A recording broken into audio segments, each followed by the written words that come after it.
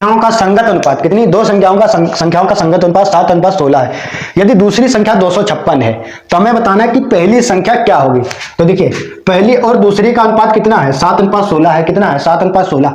अब कह रहा अगर दूसरी संख्या कितनी है, 256 है। कितनी है दूसरी संख्या, क्या है 256 है। तो हमें बताना है ये कितनी होगी, पहली संख्या तो बतानी है। तो यहां से देखिए दूसरी संख्या का अनुपात कितना है, 16 अनुपात। हमारे हिसाब से देखिए 16 अनुपात हो रहा है। क्वेश्चन में कितना दे रहा है, 256।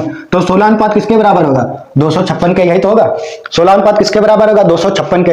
अब एक अनुपात का मान कैसे निकालेंगे, हल कर लीजिए। 16 एकम 16 कितना आएगा, 16 एकम 16 बचेगा कितना, 5 4 9 9 कितना आएगा, 96। 16 छक्का 96। तो और 16 का वर्ग भी 256 होता है। तो एक अनुपात का मान कितना आएगा, 16 आएगा। एक अनुपात का मान कितना आ रहा है, 16।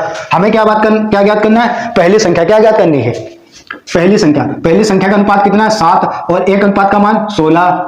16 सत्ती 112।